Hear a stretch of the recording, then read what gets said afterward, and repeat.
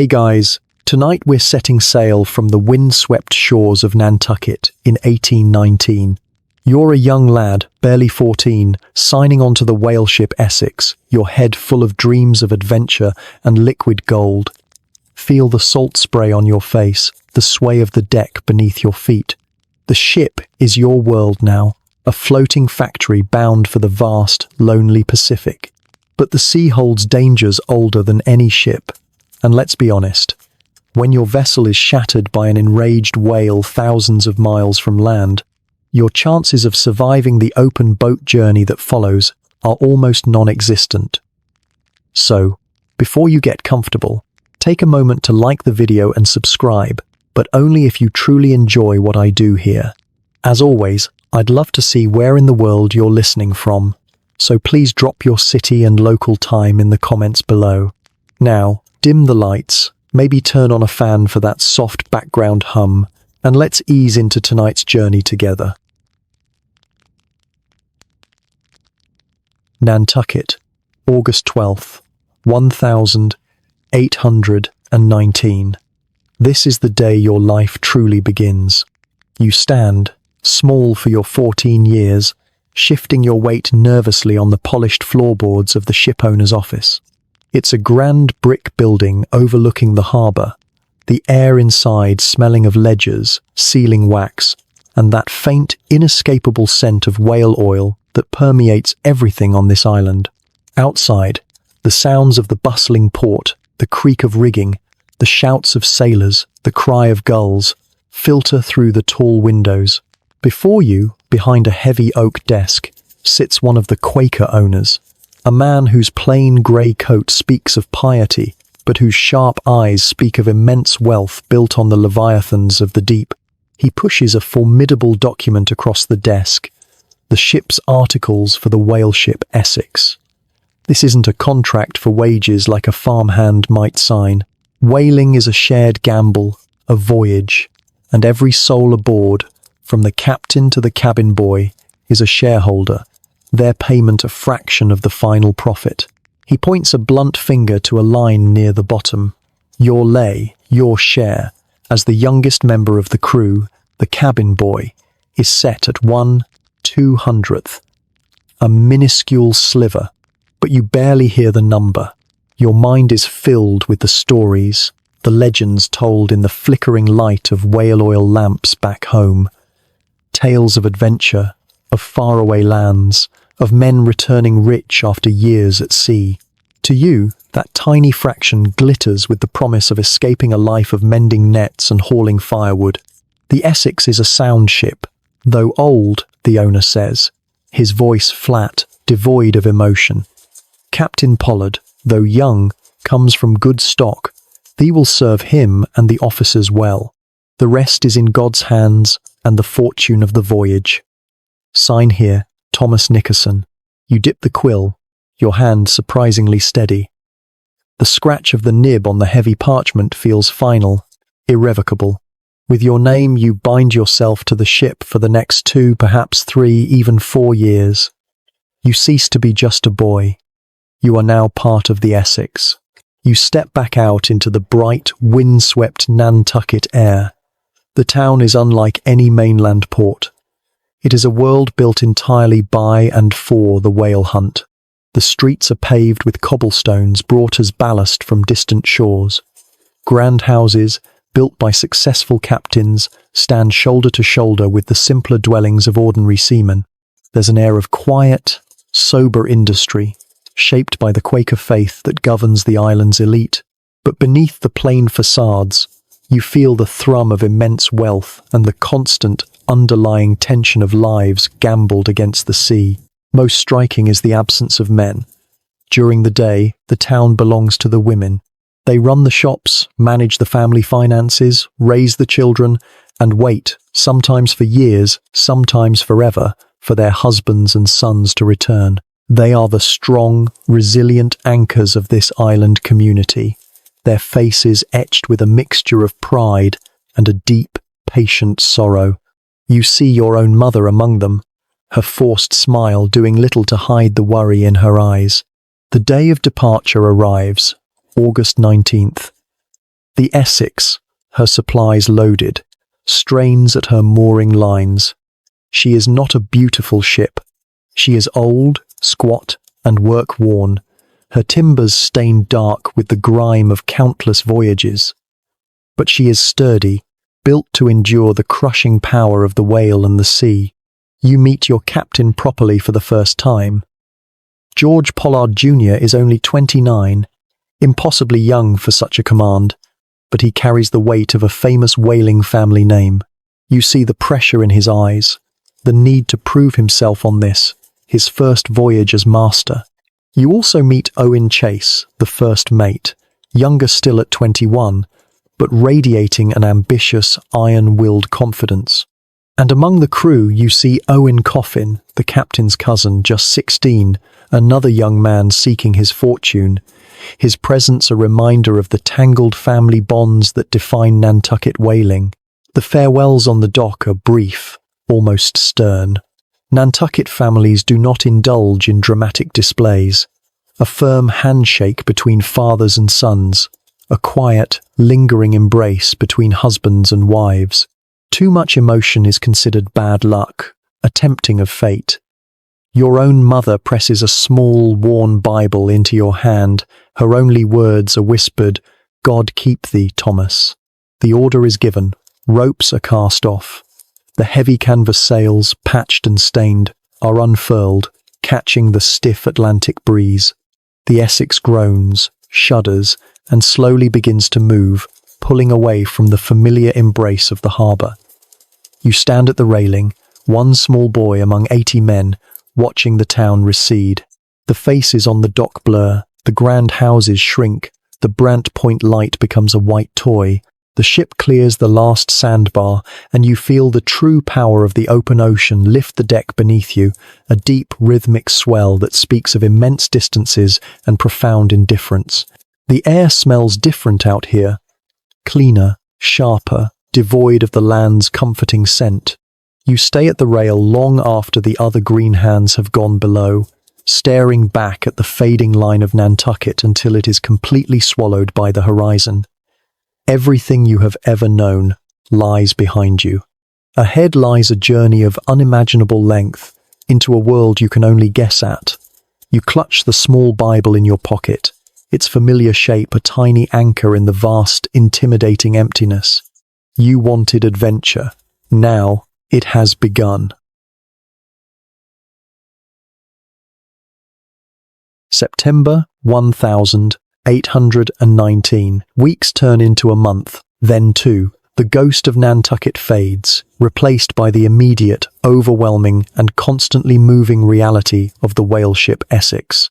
Your world has shrunk to the dimensions of this three-masted vessel, a universe of wood, rope, and 80 men adrift on an endless expanse of blue. You are learning the ship's language, the constant, rhythmic groan of her timbers as she works through the waves, the sharp snap of canvas as the sails catch the wind, the different pitches of the lookout's cries from the masthead, and the sharp, authoritative commands of the officers. Your life, as the cabin boy, unfolds in the cramped but comparatively refined space of the officers' quarters at the stern. This small area, separated from the rough world of the forecastle where the common sailors sleep, is the ship's brain. Here reside Captain Pollard, the young but serious master of your fate, Owen Chase, the intensely focused first mate, Mr. Joy, the second mate, and Mr. Coffin, the third mate. Your duties are simple, constant, and subservient. You keep the cabin tidy, you fetch their meals from the galley, you trim the wicks of the whale, oil lamps that light their evenings, and you endure their commands with a quiet, watchful obedience. You live in close proximity to power. You hear their low, serious conversations about navigation and weather. You see the charts spread out on the table, marked with the ship's slow progress south. You witness Captain Pollard's quiet anxieties and Mr. Chase's restless, driving ambition. It is an education unlike any you could receive on land, a privileged, if nerve-wracking, view into the heart of command. The ship itself is a rigid pyramid of authority. Below the captain and his mates are the boat steerers, the elite harpooneers like Thomas Chappell, men whose skill and courage place them just below the officers. Then come the skilled craftsmen essential for the voyage, the cooper who makes the barrels, the blacksmith who forges the irons. Below them are the experienced foremast hands, the sailors who know the ropes and the ways of the sea. And at the very bottom are the green hands, boys like yourself, fresh from the land, clumsy, often seasick, and generally viewed with a mixture of pity and contempt by the veterans. Your role as cabin boy places you slightly outside this main hierarchy, a servant to the powerful protected by your proximity to them, but also isolated, belonging neither fully to the forecastle nor the quarterdeck. Owen Chase, the first mate, quickly becomes the dominant force in your daily life. He is impossibly young, only 21, yet he moves with an assurance and competence that commands respect. He is everywhere at once, overseeing the sails, inspecting the rigging, drilling the green hands. His energy seems boundless, his ambition a palpable force. He demands perfection, and his sharp, critical eye misses nothing. You learn quickly that a spilled cup of coffee or a poorly trimmed lamp wick will earn you a swift, cutting reprimand. He is not cruel, not in the way some sailors are, but he is hard, driven, and utterly intolerant of mistakes. He is forging this crew and this ship into an efficient machine for the sole purpose of killing whales and harvesting oil. But for now, there are no whales. The journey south through the Atlantic is a long, slow, monotonous passage. Day after day, the horizon is the same unbroken circle of blue. The routine is relentless. The bell rings, the watches change, the sails are trimmed, the deck is scrubbed. You eat the same meal of hardtack biscuit, so hard it feels like chewing on wood, and tough, heavily salted beef or pork washed down with weak, lukewarm coffee. You sleep in a cramped bunk, the air thick with the smell of 80 unwashed men, the snores and coughs of your shipmates, a constant, rough lullaby. Your youthful heart, which boarded the Essex dreaming of thrilling chases and exotic lands, begins to ache with a profound, soul-deep boredom. You spend hours staring out at the empty sea, wondering when the promised adventure will begin. You watch the albatrosses circling the ship, effortless masters of the wind, and you envy their freedom. You try to learn the sailors' knots. You listen to their endless, repetitive stories, but a restless impatience grows within you. Is this all there is? This endless blue, this unchanging routine? You stand at the stern, emptying the officer's slop bucket over the side, watching the small bits of refuse disappear instantly into the ship's wide, white wake. The sun is hot on your back. The ship sails steadily south. Nothing has happened today, nothing is likely to happen tomorrow. You are learning the first, hardest lesson of a whaleman's life, that the greatest adversary is not the storm or the leviathan, but the vast, crushing, empty weight of time itself. The rigid discipline of the ship, which chafes against your youthful desire for excitement, is the only thing that holds the fragile society together in this immense solitude. You yearn for the chaos of the hunt, for the fulfillment of the stories that brought you here.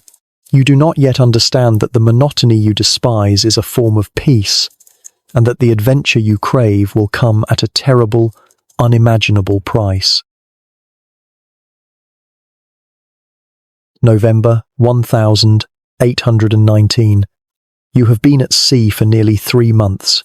The initial strangeness has worn off, replaced by the deep, ingrained rhythm of the ship. You have learned your duties as cabin boy, learned to anticipate the officer's needs, learned to move with the constant sway of the deck without thinking. The Atlantic slowly gives way to the colder, greyer waters of the south, as the Essex makes her way down the coast of South America, aiming for the legendary dreaded passage around Cape Horn. The mood on board is one of quiet, focused professionalism. The first phase of the journey is almost over. The true challenge lies just ahead. The day begins like any other. A moderate breeze fills the sails. The sea is a rolling, choppy grey blue. You are below deck, cleaning the officer's cabin, listening to the familiar creaks and groans of the ship. Suddenly the motion changes. The gentle rhythmic roll becomes sharper, more violent. You hear a new sound from above, a sudden, urgent shouting, the frantic thudding of boots on the deck. You make your way cautiously up the companionway ladder. The world you emerge into is transformed. The sky, which was clear just moments before, is now a dark, bruised purple-black. Directly overhead, a squall line, a sudden, localized and incredibly violent storm has descended upon the ship with terrifying speed. The wind is no longer a steady breeze. It is a solid, shrieking wall of force that hits the sails like a giant fist. "All hands!" Mr. Chase roars, his voice barely audible over the howl of the wind. "Clew up the topsails! Lively now!" But it is too late. The ship, caught broadside by the immense pressure of the wind on her full sails, begins to heel over, and over, and over. The angle becomes impossibly steep. The deck beneath your feet tilts violently, sending loose barrels and coils of rope crashing down towards the submerged port railing. Men lose their footing, sliding across the wet planks, grabbing desperately for anything solid. The world turns sideways. You cling to the base of the mainmast, your knuckles white, the icy green water of the South Atlantic now churning just inches below the railing on the low side. The ship is on her beam ends, a knockdown. It is a sailor's nightmare, the moment when a vessel is pushed so far over by wind and wave that she cannot right herself. The sounds are terrifying, the high-pitched scream of the wind in the rigging, the grow-hot, grok-hot, Russian for crash divided by roar, of loose gear sliding across the deck, the deep, protesting groan of the ship's timbers, strained to their absolute limit. And then, a series of sharp, explosive cracks, the sound of the whaleboats on the windward side being torn from their davits by the sheer force of the blow, vanishing into the churning sea. For a long, heart-stopping moment, the Essex hangs there, balanced precariously between survival and oblivion. Will she right herself, or will she continue her fatal role and founder? Then, as suddenly as it arrived, the squall passes. The wind lessens. The immense pressure eases. Slowly, agonizingly, the ship begins to right herself, groaning like a wounded beast, water pouring from her decks. The immediate crisis is over, but the aftermath is grim. The deck is a chaotic mess. Lines are tangled, gear is scattered, and most devastatingly, 2 of your 5 precious whaleboats are simply gone, smashed or swept away. A quick muster reveals that, miraculously, no men were lost overboard, though several have cuts, bruises, and perhaps broken bones. Captain Pollard stands on the quarterdeck, surveying the damage. His face, usually so composed, is pale, visibly shaken.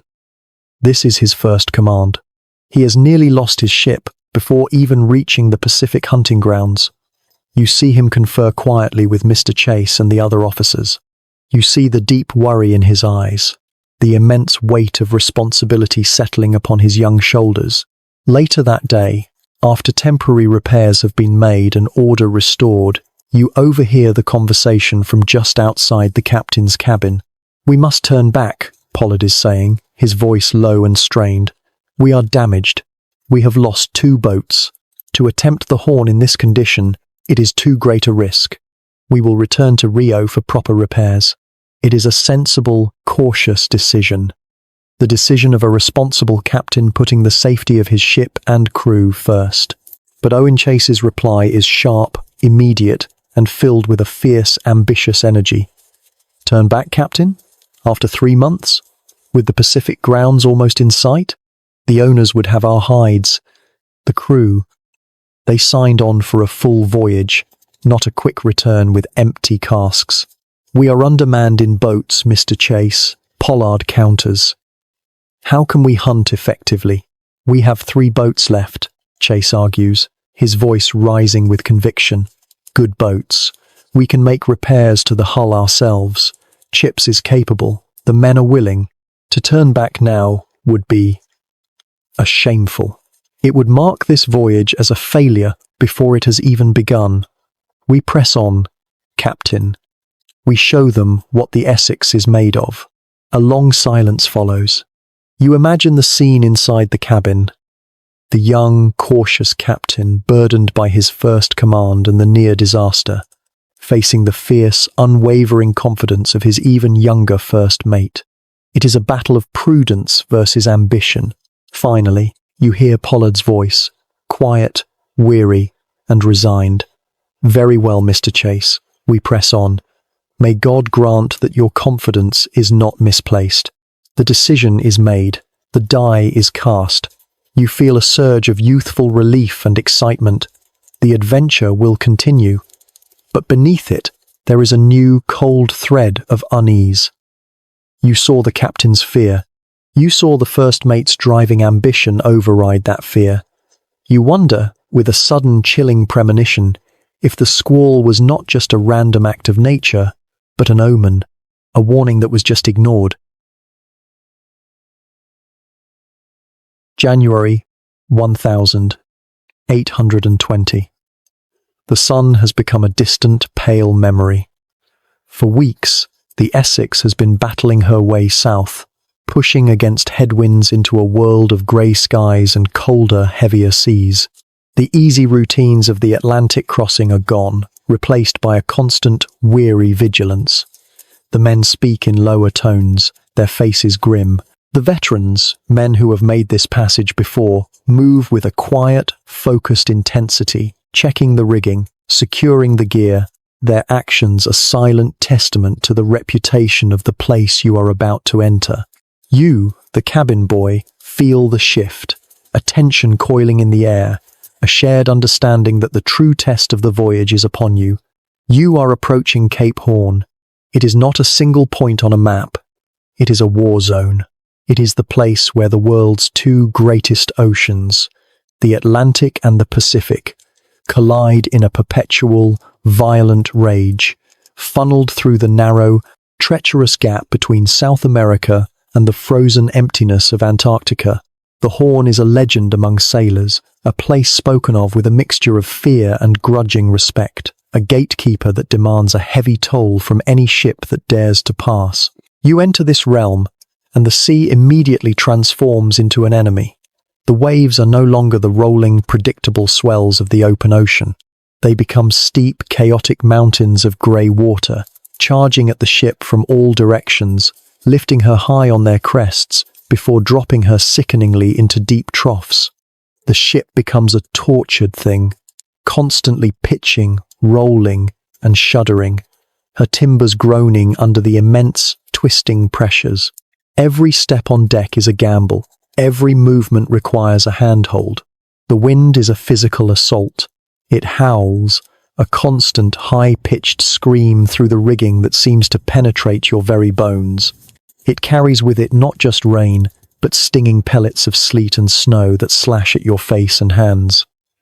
The cold is a deep, invasive presence, a cold that wool and oilskins cannot fully repel. Ice forms on the ropes, making them stiff as iron bars and treacherous to grip. Ice coats the deck, turning it into a skating rink.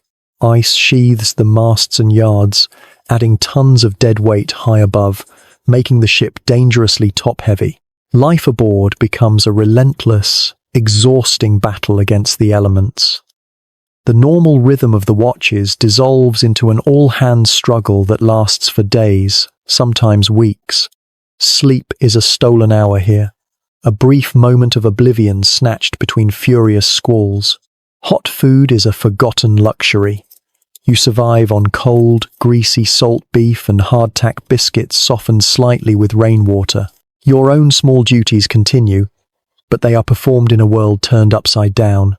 You struggle to carry a pot of coffee across the violently tilting cabin floor for the officers, scalding yourself more than once. You wedge yourself into a corner to keep from being thrown about as you try to tidy the perpetually damp, chaotic space.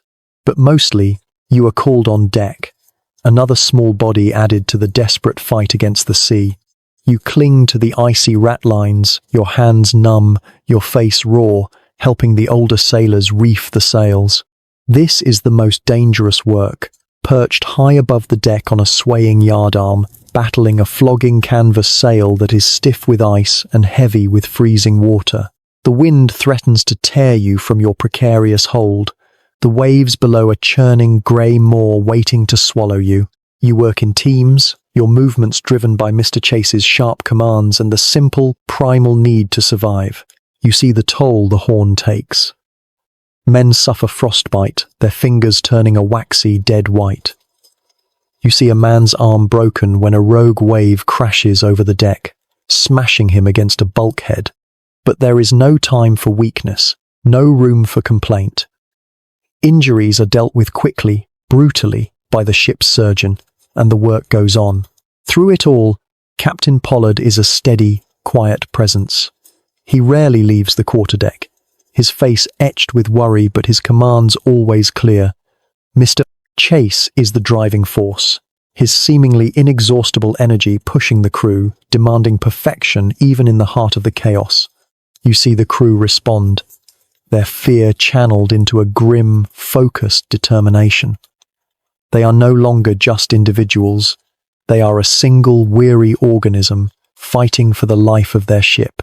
After what feels like an eternity, perhaps 3 weeks, perhaps 4, time loses its meaning in the relentless storm. You feel a subtle shift. The wind, which has been a constant, brutal assault from the west, begins to veer slightly. The waves, though still immense, seem to lose some of their chaotic fury, falling into a more predictable, if still towering, pattern. You hear the veterans murmuring, "You have turned the corner. You have rounded the horn." Slowly, painstakingly, over the next few days, the ship sails out of the grey hell and into a new world. The sun appears, a weak but welcome stranger in the sky. The sea changes colour, from a menacing grey to a deep, promising blue. The air loses its icy bite. You have entered the Pacific. A profound, bone-deep exhaustion settles over the ship, but it is mixed with a quiet, fierce pride. You lean on the railing, feeling the gentle warmth of the sun on your face for the first time in weeks. You look at your hands, raw and scarred from the icy ropes. You have faced the worst the sea can offer, and you have survived.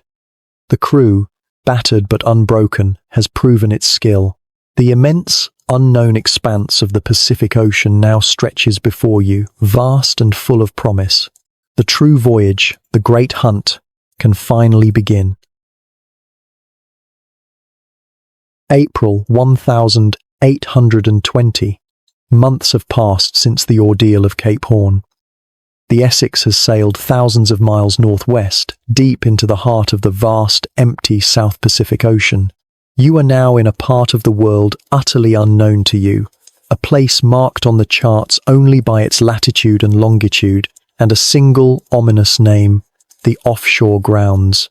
This is the great open ocean hunting field for the most prized of all whales, the sperm whale. The isolation here is profound. Unlike anything you experienced in the Atlantic, weeks go by without sighting another sail, without seeing any sign of land, not even a seabird. The ocean stretches away in every direction, an immense, blue, featureless desert. The sun beats down with a tropical intensity, bleaching the decks white and making the pitch bubble in the seams. The ship feels impossibly small, a tiny, insignificant speck of human endeavour in a world of immense, indifferent nature. The routine settles back into the familiar rhythm of watchfulness. 3 men are constantly stationed at the mastheads, their eyes scanning the horizon from dawn till dusk.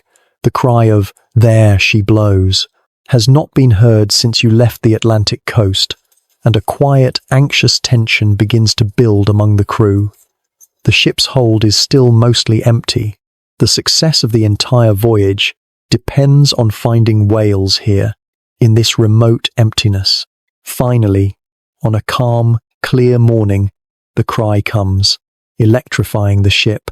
There she blows. She blows, broad on the starboard bow. Instantly, the ship transforms. The quiet monotony shatters into a frenzy of disciplined action. Lower away, Mr. Chase roars. You scramble to your station in the captain's whaleboat. The small cedar boats hit the water, and the chase begins.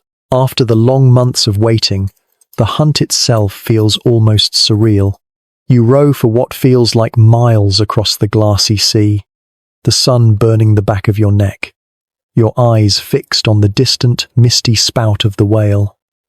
The chase is long and arduous, but successful. The harpoon finds its mark, the whale runs, and eventually it is killed. The dead Leviathan is towed back to the Essex, a great, dark island floating in the blue water, and now the true work begins. The ship ceases to be a vessel for sailing and becomes what it was built for, a floating factory. You witness the entire brutal process firsthand. The immense carcass is chained alongside. The mates descend onto the cutting stage, their long-handled spades flashing in the sun as they peel away the thick blanket of blubber. Sharks, appearing as if from nowhere, thrash in the water below, tearing at the exposed flesh. The deck becomes a treacherous landscape of grease and gore.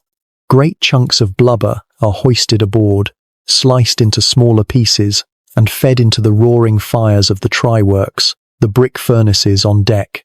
For days, the ship is enveloped in a thick, black, choking smoke, the smell of burning flesh and oil, a constant, nauseating presence. The pure, liquid oil is ladled into cooling tanks and finally funneled into the great oak barrels built by the cooper. You work alongside the men, hauling on ropes slippery with grease, fetching tools, trying to stay out of the way. Your youthful dreams of adventure are confronted by this stark, industrial reality. This is not a heroic battle. It is a disassembly line.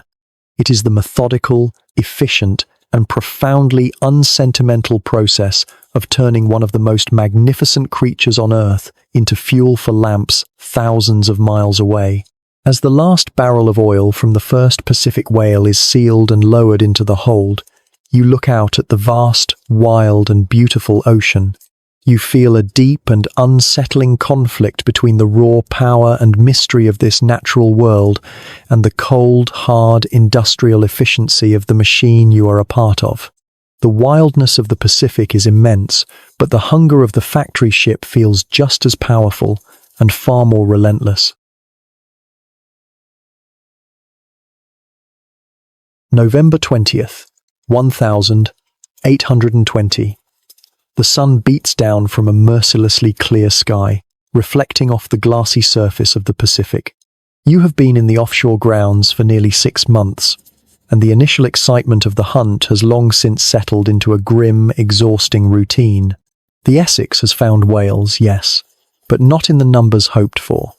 The hold is filling slowly, agonizingly slowly. The men are growing restless, their lays, their shares, looking increasingly meagre with each passing week. Captain Pollard, ever watchful, shows the strain in his quiet demeanor. First Mate Chase is a whirlwind of frustrated energy, driving the crew harder than ever. It is a Monday morning, a day that begins like countless others. You are below deck, cleaning out the galley after breakfast, the lingering smell of rancid coffee and hardtack thick in the air. Suddenly, a cry rings out from the mainmast lookout, louder, sharper, more urgent than the usual call. There she blows, a school of whales, broad on the lee bow, large bulls. Instantly, the ship erupts. The shared, quiet tension of the past months snaps. This is what they have been waiting for. The men burst onto deck, their faces alive with a mixture of excitement and grim determination. Your pulse quickens, the familiar adrenaline coursing through your veins. This is the moment, the chaos you once yearned for. You scramble to the railing, straining your eyes in the direction the lookout is pointing. Far off, on the calm, sun-drenched surface of the ocean, you see them.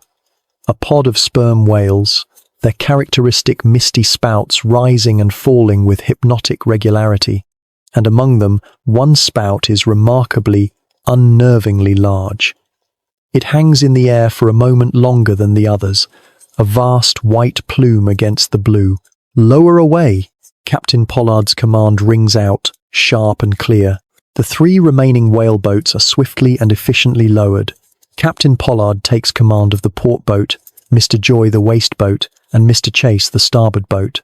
You, as cabin boy, are assigned to Captain Pollard's boat, taking your place at an oar, your small hands grasping the heavy wood.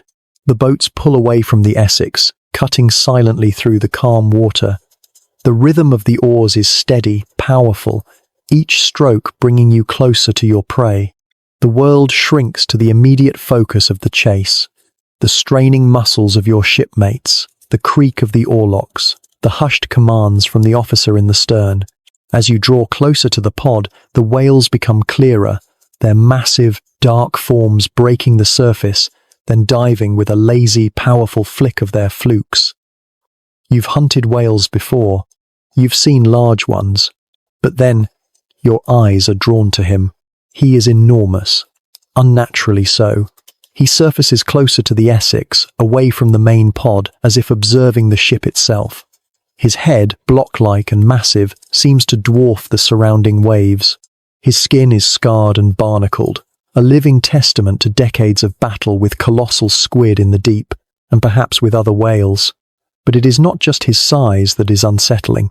There is an unusual stillness about him, a deliberate, watchful quality in the way he floats, half submerged. Good God, you hear one of the older boat steerers murmur from the bow of your boat, his voice barely a whisper. Look at the size of that bull. He's bigger than the boat, by far. Captain Pollard, standing in the stern, his hand on the steering oar, is also staring. You see a flicker of something in his eyes. Not fear, not exactly, but a deep, primal respect, perhaps even a premonition. This is not just another whale. This is a leviathan, a true monarch of the deep. The other boats are already closing in on the main body of the pod, their harpooneers poised. Mr. Chase, in his boat, is far to the starboard, his crew pulling with furious energy towards a promising target.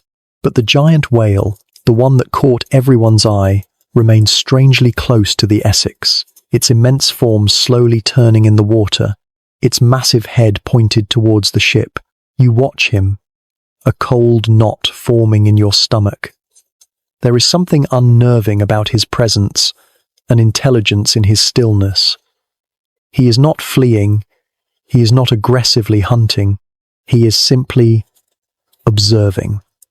The routine hunting mindset, the assumption of human dominance over nature, feels suddenly fragile in the face of this exceptional creature. He is not just an animal to be harvested. He feels like a presence, a force of nature, and for a fleeting, terrifying moment, you wonder if he is the hunter, and the Essex, with all its human ambition and industrial might, is merely the prey. The hunt is on. The initial awe inspired by the giant bull whale is quickly replaced by the familiar, focused adrenaline of the chase. While the giant lingers near the Essex, the other whaleboats have pulled hard towards the main pod. You, in Captain Pollard's boat, are maneuvering towards a large female, while Mr. Joy's boat pursues another target. But it is Owen Chase, the fiercely ambitious first mate, who strikes first. From your vantage point, you see Chase's boat surge forward, closing the distance on a medium-sized whale. You see the harpooneer rise, brace himself, and make his throw. A perfect shot. The cry of fast iron carries across the water. Chase's boat is instantly dragged away on a Nantucket sleigh ride, the whale pulling them rapidly towards the horizon. You turn your attention back to your own chase, your oars digging into the water, your eyes fixed on the whale ahead. Suddenly, a commotion erupts near the Essex. Shouts of alarm carry across the calm sea. You look back and see something utterly unbelievable. The giant bull whale, the one that had been passively observing the ship, has suddenly sprung into action. But it is not fleeing. It is charging, its massive head aimed directly at Owen Chase's boat, which is still attached to its struggling harpooned quarry. The giant moves with a speed and purpose that is terrifying to behold. It closes the distance in seconds. Chase and his crew, occupied with their own whale, see the danger too late. The giant doesn't just bump the boat. It deliberately slams its immense head into the side of the fragile cedar craft. You hear the distinct, sickening crunch of splintering wood carry across the water. Chase's boat is thrown violently, nearly capsizing. The giant whale then dives, its massive flukes rising into the air and crashing down dangerously close to the crippled boat before it vanishes beneath the surface. A stunned silence follows the attack. Chase's boat is visibly damaged, listing heavily to one side, water pouring in through a gaping hole in its hull. The crew is frantically bailing, trying to keep it afloat. Their harpooned whale, momentarily forgotten, is still pulling them slowly away. You watch as Chase, his face a mask of disbelief and fury, makes a hard, pragmatic decision. He cannot save both his boat and his whale. He gives the order to cut the line. The harpooned whale swims free, taking the precious iron with it. Chase's crew then begins the slow, difficult row back towards the Essex, their boat dangerously low in the water. Captain Pollard orders your boat to abandon its own chase and escort the damaged craft back to the ship. As you row alongside Chase's crippled boat, you see the full extent of the damage. Several planks are shattered, the boat's structural integrity compromised. It is a miracle it didn't sink immediately. "Never seen the like," Pollard murmurs, staring at the damage, his voice filled with a quiet, shocked disbelief. Never heard the like.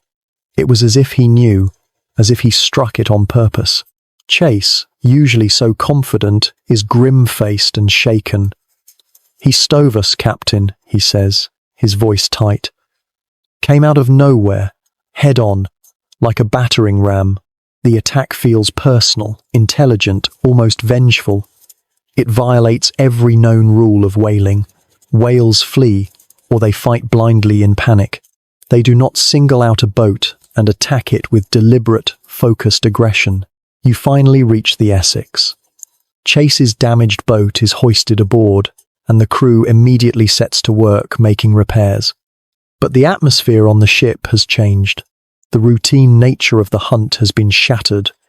The men work in a tense, uneasy silence, casting nervous glances out at the empty ocean where the giant whale disappeared. You, the young cabin boy, feel a cold dread creep into your heart. The whalemen's confident assumption of their dominance over these creatures feels suddenly, terrifyingly fragile. You have just witnessed something unprecedented, something that feels like a violation of the natural order. The whale has struck back, not with blind instinct, but with what looks chillingly like intelligent malice.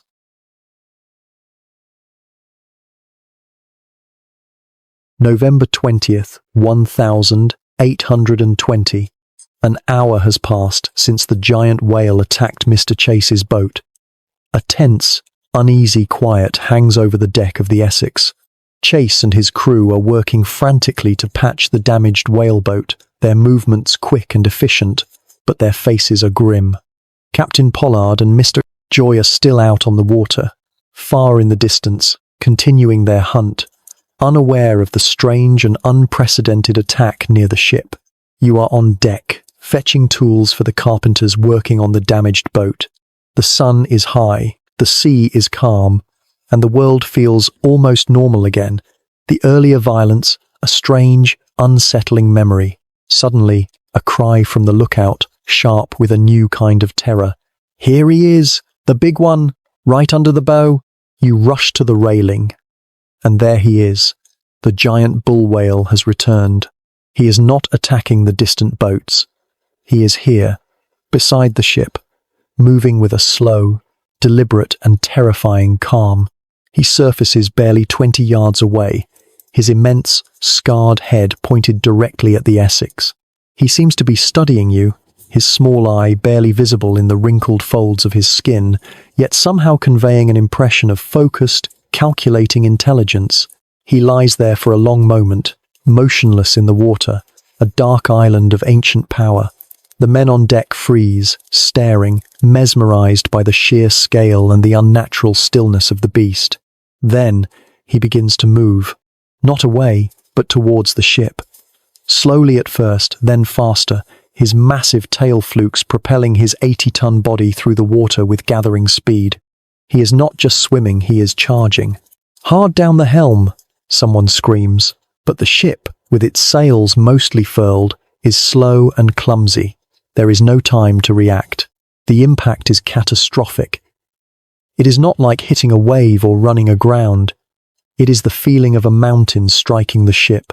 The entire vessel shudders from stem to stern with a deep, groaning, sickening crunch of shattering timbers. You are thrown violently against the railing, the breath knocked from your lungs. Men scream, falling to the deck. The whale strikes the ship just forward of the main chains, its massive head punching through the thick oak planks of the hull as if they were matchwood. The sea instantly begins to pour into the ship's hold. For a moment, the whale remains lodged there, its head and shoulders buried deep within the hull of the ship, its great tail thrashing the water outside into a white fury. Then, with a wrenching sound of tearing wood, it pulls itself free and dives, passing directly beneath the keel. A stunned, horrified silence descends upon the deck. The crew stares at the gaping hole in the ship's side, at the seawater flooding into their home. This is impossible, unthinkable. A whale does not attack a ship. A whale does not sink a ship. But the nightmare is not over.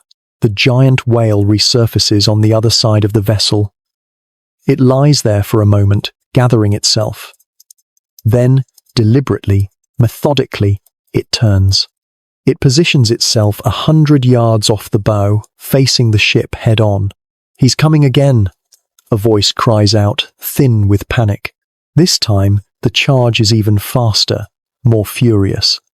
The whale comes at the ship like a battering ram aimed by a malevolent intelligence. Its target is the bow, the strongest part of the ship. The second impact is even more devastating than the first. The entire front section of the Essex seems to disintegrate. The stem post splinters, the heavy bow timbers shatter, and the sea rushes in, not as a flood, but as a torrent. The ship lurches violently forward, her bow dipping low into the water. The sound of the inrushing sea is a deep, final, gurgling roar. You stand frozen on the violently tilting deck, clinging to a shroud. The solid, reliable world beneath your feet, the floating fortress that has been your home for 15 months, is dying. It is sinking. In the space of less than 10 minutes, this single, impossible creature has achieved what the worst storms of Cape Horn could not. It has broken your ship. It has destroyed your world.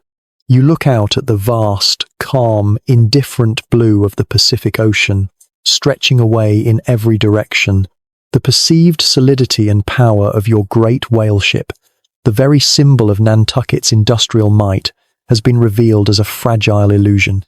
You are thousands of miles from land, your ship is foundering, and the creature that has just condemned you is lying quietly on the surface nearby, watching. The second impact is the death blow. The sound is not just of splintering wood, but of the ship's very structure breaking apart. The bow of the Essex is shattered, and the sea rushes in with a deep, hungry roar.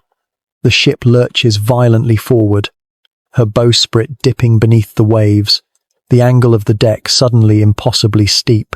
She is not just taking on water, she is foundering, sinking fast. For a moment, pure animal panic grips the crew. Men scream, scrambling desperately for handholds on the near-vertical deck. Some seem ready to leap blindly into the sea. The orderly world of the ship has dissolved into a terrifying chaos, a scramble for survival against the inevitable. It is Owen Chase's voice that cuts through the terror, sharp and commanding. "Hold fast. Hold fast, damn you. To the boats." Captain Pollard, his face white with shock but his voice steady, echoes the command. "Mr. Chase, see to the supplies. Water, biscuit, navigation, discipline, hammered into the crew by months at sea, momentarily overcomes the panic. Men begin to move, their actions frantic but purposeful. While the ship groans and settles deeper into the water, a desperate race against time salvage operation begins. You, Thomas Nickerson, are swept up in the urgent activity. Your small size allows you to scramble down the steeply angled companionway into the flooded cabins below. You wade through knee-deep, then waist-deep, churning water, grabbing anything essential you can find. Sacks of hardtack biscuit already sodden with seawater, kegs of precious fresh water, the vital sextant and chronometer from the captain's cabin, a musket, powder and shot. On deck, it is organized chaos. Men are hacking at the lashings, holding the remaining whaleboats, struggling to free them before the ship goes under. Others are throwing supplies down into the boats as they are launched onto the churning sea. The giant whale, the cause of all this destruction, lies quietly nearby, watching, its presence a constant, terrifying reminder of their vulnerability. The ship is dying quickly now. The water is already washing over the main deck. The sounds are horrifying, the groaning of the timbers under immense pressure, the gurgling roar of the sea pouring into the hold, the high-pitched shriek of trapped air escaping. Into the boats, now! Pollard roars. You scramble over the steeply angled railing and half-fall, half-slide down into one of the whaleboats, landing heavily among the meager pile of salvaged supplies. The boat is terrifyingly small, a fragile cedar shell meant for chasing whales, not for crossing an ocean. It is already overcrowded with desperate men. You look back at the Essex. She is a mortally wounded creature, settling rapidly by the head. Her stern lifts high into the air, revealing her barnacled keel. For a moment, she hangs there, silhouetted against the indifferent blue sky. Then, with a final deep shuddering groan, she slides beneath the waves, leaving behind only a swirl of wreckage and bubbles. Your home is gone, your world is gone. The 20 survivors float in 3 small, open boats in the middle of the vast, empty Pacific Ocean. They are more than 2,000 nautical miles from the nearest known land. The initial, frantic adrenaline of abandoning ship gives way to a profound, stunned silence. The men simply stare at the empty space where their ship used to be, their faces masks of disbelief and dawning horror. The immediate, violent chaos of the sinking is over. But the true ordeal, the long, slow battle for survival against the immense indifference of the ocean, has just begun. You look from the small, strained faces of your shipmates to the endless, empty horizon, and for the first time, you understand the true meaning of being lost. The Essex is gone. The last bubbles have risen to the surface, leaving only a scattering of splintered wood and the 3 small, impossibly fragile whaleboats bobbing on the vast, indifferent swell of the Pacific. 20 men remain, adrift in the wreckage of their former lives, more than 2,000 nautical miles from the nearest known coast. The shock of the sinking gives way to a cold, stark, and terrifying silence. You are alive, but you are utterly, completely lost. Captain Pollard, his face pale but his voice steady, begins the grim task of imposing order on this desperate, floating remnant of his command. The 20 survivors are distributed amongst the 3 boats. Pollard takes command of one, first mate Owen Chase another, and the third falls to the second mate, Matthew Joy, though he is already weakened by illness. You, as the cabin boy, remain with Captain Pollard, along with his young cousin Owen Coffin. Each boat carries a handful of men, a pitifully small store of salvaged hardtack biscuit, already damaged by seawater, a few casks of fresh water, navigational instruments, and the tools of the whaling trade, harpoons and lances that are now useless iron burdens. The immediate concern is navigation. Where do you go? Chase, practical and knowledgeable, argues for heading west towards the Marquesas Islands or the Society Islands. They are the closest landmasses. perhaps 1,000 miles away. A daunting journey, but achievable. But Captain Pollard hesitates. His mind is filled not just with the charts, but with the terrifying, half-mythical stories told by sailors, tales of cannibalism among the islanders of the South Pacific.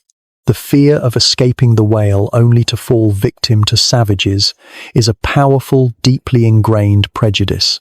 He makes his decision, a choice that will forever haunt him and seal the fate of many.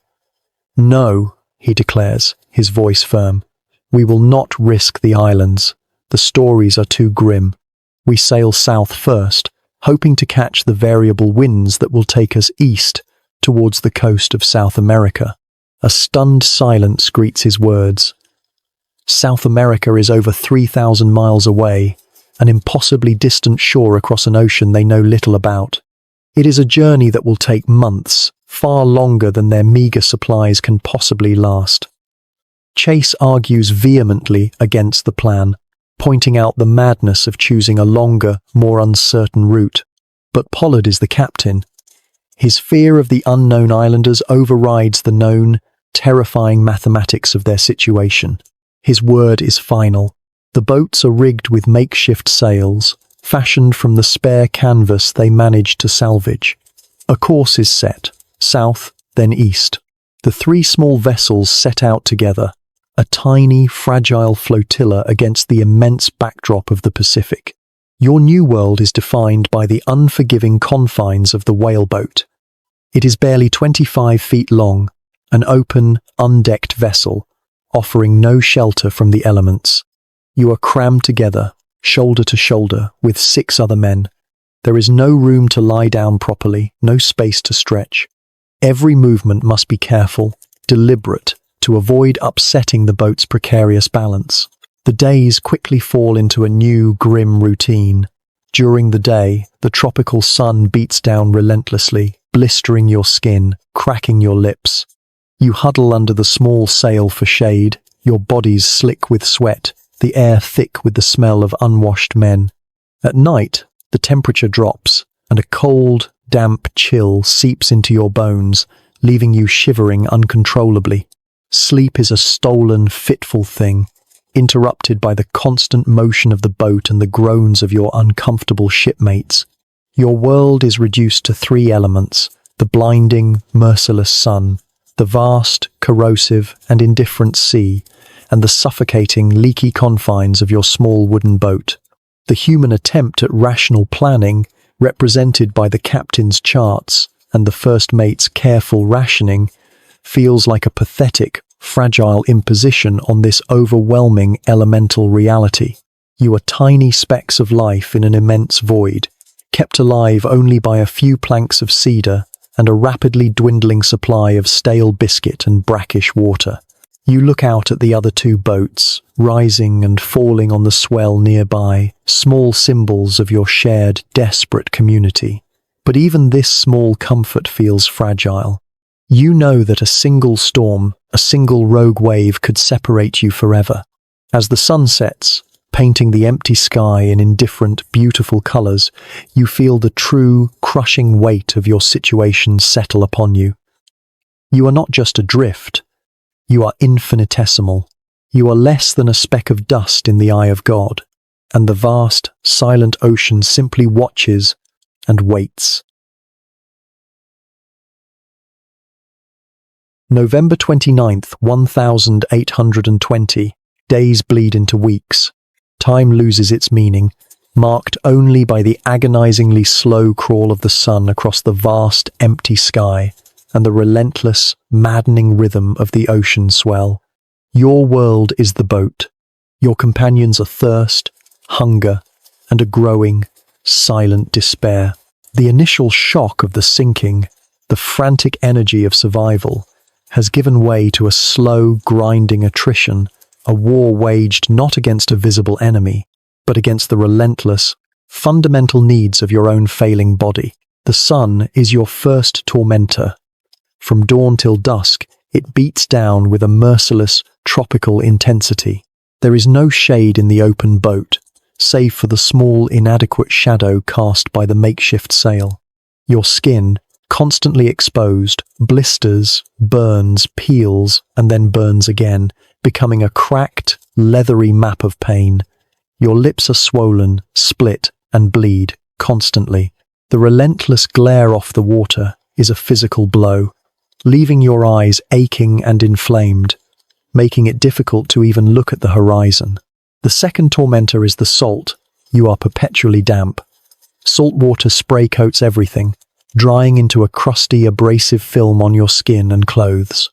The constant friction of your wet clothes against your salt-encrusted skin creates agonizing sores, particularly where you sit on the hard thwarts of the boat.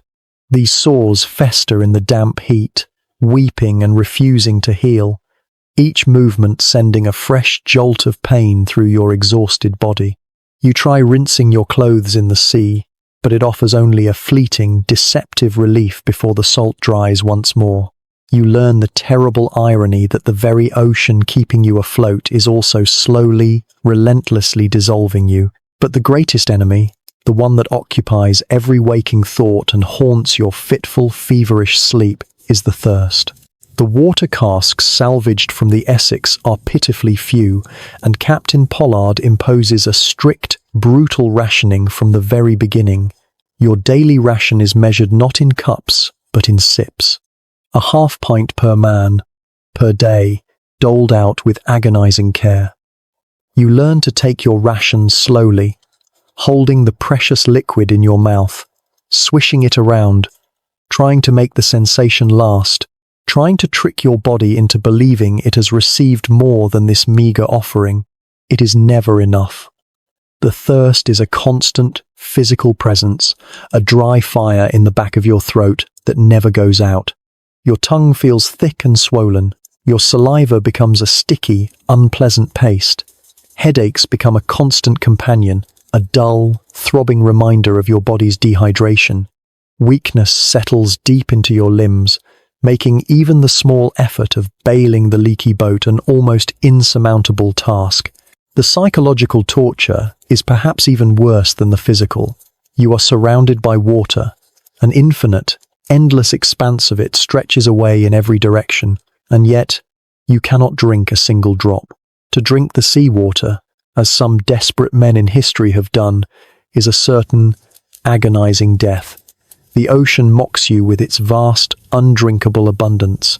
Your eyes become fixated on the water casks, counting the remaining supply, calculating how many more days, how many more sips remain between you and the end. The food situation is just as grim. The salvaged hardtack biscuits, already damaged by seawater during the chaos of the sinking, have become soft, mouldy, and almost inedible. Your daily ration is a small, crumbling piece, chewed slowly, tasting of salt, mold, and despair. It offers little energy, serving only to intensify the craving for water. Under this constant assault of sun, salt, thirst, and hunger, the men begin to change. The camaraderie forged in the chase, and the storm begins to fray. Tempers grow short. Men who once shared stories now sit in a sullen, hostile silence, their eyes avoiding contact. Small arguments break out over a dropped biscuit crumb or a perceived extra sip of water. The social order of the ship, already fragile, is being slowly dissolved by the acid of pure, physical need. You huddle in the bottom of the boat, trying to find a position that causes the least amount of pain to your salt sores. The sun beats down, your throat aches, your head throbs. You look at the faces of your shipmates, once strong, proud whalemen, now reduced to gaunt, hollow-eyed shadows of their former selves. You realize that the true battle is not against the sea or the distance. It is a battle against your own body, against its relentless, non-negotiable demands for water and sustenance. Your body has become your enemy, its needs screaming against the absolute scarcity of this empty world. You are trapped in a failing machine, and you can only watch and feel as it slowly, inexorably, begins to shut down. December 1820. The weeks blur into an undifferentiated agony of sun, salt, and thirst. Your body has become a landscape of pain, the raw sting of salt sores, the dull throb of dehydration headaches, the hollow, cramping ache of perpetual hunger. But now, a new and more insidious decay is beginning to take hold. The relentless deprivation is starting to unravel the very fabric of your mind. The first sign is a change in the silence. In the vast, empty quiet of the ocean, men begin to hear things, whispers on the wind, the distant sound of church bells, the impossible, heartbreaking sound of surf breaking on a shore that isn't there. You find yourself straining your ears, unsure if the sounds are real or just tricks of a mind starved for stimulus. Then come the visions. It starts subtly. A man points to a peculiar cloud formation on the horizon, insisting it looks exactly like the shape of Nantucket's Sankaty Head Light. Others nod, their eyes bright with a desperate, irrational hope. But the cloud drifts, changes shape, and dissolves, leaving only the empty sky. A few days later, the illusions become more vivid, more terrifyingly real. You are huddled under the sail, trying to escape the midday sun, when a man in the bow gives a choked cry. Land, land ho, God be praised. Instantly, the boat is electrified. Men struggle to sit up, their cracked lips forming painful smiles. You look where he is pointing, and you see it. Or you think you see it. On the hazy horizon, a low, dark line. Trees, perhaps? Hills? It shimmers in the heat, indistinct but undeniably there. A frantic, desperate energy fills the boat. Men who were too weak to move just moments before now find a new strength. They clamour for an extra ration of water, arguing that they must have the strength to row ashore. Captain Pollard, his own face a mask of desperate hope, orders the sail trimmed, steering the boat towards the apparition. For hours you row with a strength born of pure distilled hope. The dark line on the horizon grows slightly larger, clearer. You can almost make out the shape of individual trees. You can almost smell the damp earth, the scent of fresh water. Salvation is within reach. And then, it simply vanishes. Like mist in the morning sun, the island dissolves back into the empty blue of the horizon. It was never there. It was a mirage, a cruel trick of the heat and the light and your own desperate, yearning minds. A profound, soul-crushing silence falls over the boat. The men slump back onto the thwarts, their brief surge of energy utterly spent, leaving them weaker than before. The fragile hope that had momentarily animated them is extinguished, replaced by a despair so deep it feels like a physical weight. No one speaks. There are no words for this kind of disappointment. This cycle repeats itself. Every few days, another man cries out, another phantom island appears on the horizon. Each time, the brief, ecstatic surge of hope is followed by the same devastating crash of despair. The illusions become more elaborate, more detailed. One man swears he can see houses. Another claims he can hear dogs barking. You watch as the minds of your shipmates begin to fray under this relentless psychological torture. Men weep openly, uncontrollably. Others sink into a deep, vacant-eyed apathy. Some begin to talk to themselves, their words a nonsensical jumble. The shared discipline, the quiet camaraderie of suffering, is dissolving into individual islands of madness. You fight against it in your own mind. You try to hold on to the cold, hard reality. You stare at the horizon, forcing yourself to see only the empty line where the sea meets the sky. You focus on the real, tangible miseries, the pain of your sores, the ache in your belly, the dryness in your throat. Pain at least is real. Hope, you are learning, is the most dangerous mirage of all. You lie in the bottom of the boat, the relentless sun beating down, listening to the quiet, desperate whimpers of a man who is convinced he can see his childhood home just beyond the waves. You realize that the ocean is not just destroying your bodies, it is consuming your minds. The desperate human need for hope, The very instinct that keeps you alive has become a weapon turned against you, wielded by the cruel, deceptive magic of the sea and the Sunday. You are trapped in a boat with madmen, your own grip on reality loosening with every passing empty day. The greatest battle is no longer against thirst or hunger. It is against the phantoms rising from the depths of your own desperate imagination. December 20th, 1820. A month. You have been adrift for a month, lost in a purgatory of salt, sun, and silence. The phantom islands have faded, leaving behind only the dull ache of despair. Men are beginning to die. The second mate, Mr. Joy, finally succumbed to his illness and weakness, his body quietly committed to the deep. Hope is a forgotten currency. You are simply waiting for the end. Then, one morning, the cry comes from the bow of Captain Pollard's boat. Land! Real land! You lift your head, too weak, too weary to believe. Your eyes, raw and inflamed from the sun's glare, struggle to focus. But this time, it is different. This is not a shimmering heat mirage. This is solid.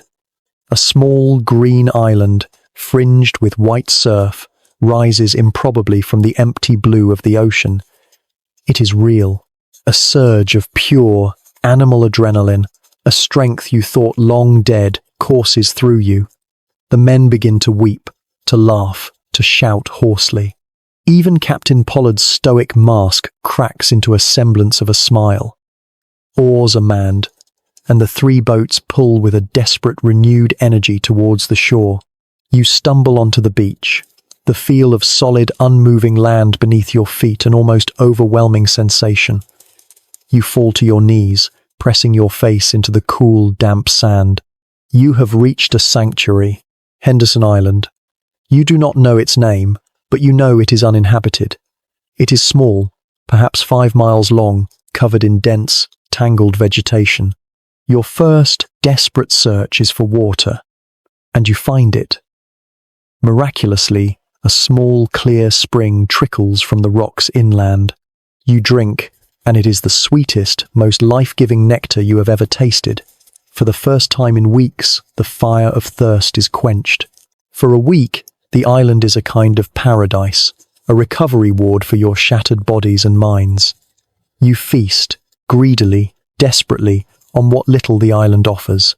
There are seabirds nesting on the cliffs, easily caught. There are eggs. There are crabs and shellfish along the shore. It is not much, but after the near-total starvation of the boats, it feels like a king's banquet. Colour begins to return to the men's faces. The salt sores begin to heal in the fresh water. A fragile, exhausted hope returns. Perhaps you can live here. Perhaps you can survive. But as the days pass, the island reveals its harsh limitations. The initial bounty of birds proves finite. The shellfish are quickly depleted. There are no edible plants beyond a few sparse roots. The island, while green, is a coral atoll, its soil thin and poor, and the single freshwater spring is just a trickle. It is enough for now, but it cannot sustain 20 men indefinitely. Captain Pollard, along with Chase and the other officers, explores the island thoroughly. They return with a grim verdict. This is not a permanent home. It is a temporary reprieve, perhaps a tomb if you stay too long. Pollard makes the agonizing decision. Most of the men must push on, resuming the desperate gamble for the coast of South America, still thousands of miles away. But the island might offer a chance for a few. He offers a choice, a terrible choice. Stay here on this barren rock with a meager share of the supplies, and pray that a passing ship might someday, somehow, find you, or return to the near certainty of starvation and death in the open boats. 3 men make the gamble to stay. Thomas Chappell, the experienced boat steerer, whose nerve seems to have been broken by the ordeal, declares he would rather take his chances with the land than face the horrors of the sea again. 2 sailors, Seth Weeks and William Wright agree to stay with him. You watch them as your own boat is prepared to leave once more. Chapel, Weeks, and Wright stand on the beach, small, solitary figures against the backdrop of the green, indifferent island. They do not look back as you row away. You feel a strange mixture of pity and envy. Are they the foolish ones, condemning themselves to a slow death in isolation? Or are they the wise ones, choosing a known hardship over an unknown, likely fatal voyage? As the island shrinks behind you, becoming once more just a green smudge on the vast, empty horizon, the brief, fragile hope it offered evaporates. You are back in the boat. You are back in the vast, terrible emptiness of the Pacific. The conflict is no longer about finding land. It is about choosing your gamble. You, and the men who sail with you, have chosen to bet your lives, once more, on the cruel and indifferent mercy of the sea. December 27th, 1820. The last sight Thomas Chappell, Seth Weeks, and William Wright had of their shipmates was of 3 small boats, laden with desperate hope, disappearing over the vast, empty horizon. Now they are alone. They stand on the white sand beach of Henderson Island, the silence broken only by the cry of seabirds and the gentle wash of surf. They have made their choice, to gamble on the uncertain mercy of the land rather than face the near-certain horrors of the sea. Their new world is a small green prison. Henderson Island is visually lush, covered in dense, tangled vegetation, but it is a landscape of deceptive poverty. It is a raised coral atoll, its soil thin, offering few edible roots. The initial bounty that had seemed like paradise to the starving men from the boats quickly reveals its limits. Their first weeks are a frantic exploration, a desperate search for sustainable sustenance. They discover the single, vital spring of fresh water deep inland, a precious, life-giving trickle they guard jealously. They learn the habits of the nesting seabirds, petrels, boobies, terns, whose eggs and easily caught bodies become the monotonous staple of their diet. They scour the shoreline at low tide for crabs and shellfish, their only other reliable source of food. They build a crude shelter from branches and palm leaves, a place to escape the relentless sun and the occasional rain squall. Their days settle into a grim, simple rhythm, dictated entirely by the quest for food and water. Rise at dawn, check the spring, hunt for birds, scavenge the shoreline, gather firewood, cook their meager findings, and wait. The greatest challenge is not the physical hardship, but the profound, crushing weight of isolation. They are utterly alone, marooned on an unmapped speck of land in the middle of the largest ocean on Earth. Their only connection to the outside world is the vast, empty horizon. Every morning, they scan that horizon, searching for the impossible, miraculous sight of a sail. Every evening, they watch the sun sink into the sea. Another day of empty waiting concluded. Weeks turn into months, January, February, March. Their bodies weaken on the monotonous diet. They grow thin, their skin burned dark by the Sunday. Hope, once a burning ember, begins to fade into a dull, cold ash. They talk less, each man retreating into his own silent world of endurance. Chappell, the veteran boat steerer who had lost his nerve for the sea, now fights a different kind of battle against despair. They begin to fear they have made the wrong choice, that their shipmates, despite the horrors, might have had the better chance. They fear they will simply waste away here, forgotten by the world, their bones eventually becoming just another part of the island's sterile landscape. April 9th, 1821, nearly 4 months. 119 days since they watched the whaleboats sail away. They are gaunt shadows of their former selves, kept alive only by a grim routine and the last, stubborn flickers of the human will to live. Weeks is out on the beach, scavenging for shellfish as the tide recedes. He looks up, as he does 100 times a day, scanning the empty horizon. And this time, it is not empty. He stares, rubbing his eyes, convinced it is another cruel mirage born of sun and desperation. But it does not vanish. It is real. A ship, sails full, heading towards the island. He lets out a choked cry, a sound that is part sob, part shout. He begins to run along the beach, waving his arms frantically. Chapel and Wright hear his cries from their camp and come stumbling out, their faces masks of stunned disbelief. The ship, the British merchant vessel Surrey, sees them. A boat is lowered. As it rows towards the shore, the three castaways stand at the water's edge, weeping openly, unashamedly, their long ordeal finally, miraculously over. They are alive. They have endured. Their rescue is a testament to the raw power of human resilience, but also to the profound, almost unbelievable role of luck in the vast, indifferent lottery of the sea. They gambled on the land, and against all odds, they won. Their shipmates, who gambled on the sea, were still locked in their own desperate, horrific struggle hundreds of leagues away. The story of the men who stayed on Henderson Island is a quiet counterpoint to the more famous horrors faced in the whaleboats. It is a story not of cannibalism or madness, but of the slow, grinding attrition of hope and the quiet, stubborn refusal to simply lie down and die. They were saved not by their own actions, but by the chance arrival of a passing ship, a final, merciful intervention from a world they thought had forgotten them entirely. December 27th, 1820. The choice has been made. You watch as the figures of Thomas Chapel, Seth Weeks, and William Wright shrink on the beach of Henderson Island, becoming small, solitary specks against the indifferent green. They have chosen their gamble.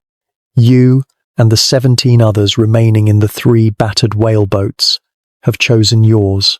Oars dip into the turquoise water of the lagoon, and with a heavy, unspoken finality, you turn your backs on the only solid land you have seen in over a month and row back out into the vast, terrible emptiness of the Pacific. The brief, fragile respite is over. The island, which had seemed like a paradise after the hell of the open boats, now feels like a cage you have barely escaped. The meager feast of birds and eggs has done little to restore your strength, serving only to reawaken the full, agonizing force of your hunger now that you are back to near-starvation rations. The fresh water you collected is a precious, sloshing reminder of how little you have. The sails are raised, flimsy patches against the immense sky. Captain Pollard sets the course. East, southeast, still chasing the impossible dream of reaching the coast of South America, thousands of miles away. The 3 boats sail together, a tiny, desperate constellation against the blue. But the world outside the boats has changed. The brief hope offered by the island has vanished completely, leaving behind a void colder and more terrifying than the one before. The horizon is no longer a place you scan with desperate hope for a sail or a smudge of land.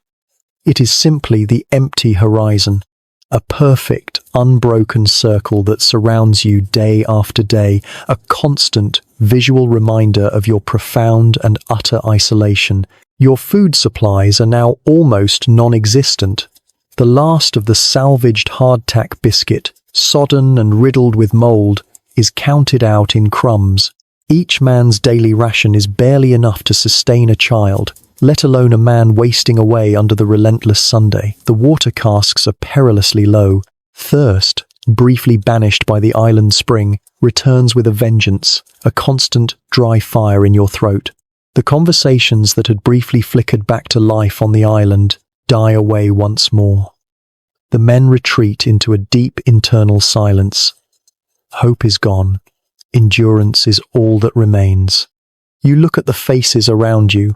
Captain Pollard, his young cousin Owen Coffin, the other gaunt, bearded figures, and you see not shipmates, but fellow sufferers in a slow-floating purgatory. The easy camaraderie of the Essex is a forgotten dream. All that binds you now is the shared, grim knowledge that death is coming, and the only question is when and how. The ocean itself seems colder, greyer, more menacing. The sun is no longer just hot, it feels actively malevolent. The nights are filled with a bone-deep chill that finds every crack in your ragged clothes. The world has stripped away all illusions, all comforts. It is simply you, your failing body, and the immense, indifferent power of the sea. You realize that the true, final phase of your journey has begun. This is the end game. The choices are narrowing. The buffer between life and death has worn away to almost nothing. The primal laws of survival, held at bay for so long by discipline and hope, are beginning to assert themselves. You feel it in the hungry, assessing glances the men sometimes cast at each other. You feel it in the cold, hard knot of fear in your own belly. The weakening will of the survivors is now pitted directly against the unchanging, immense emptiness of the ocean. The sea has infinite patience. You do not.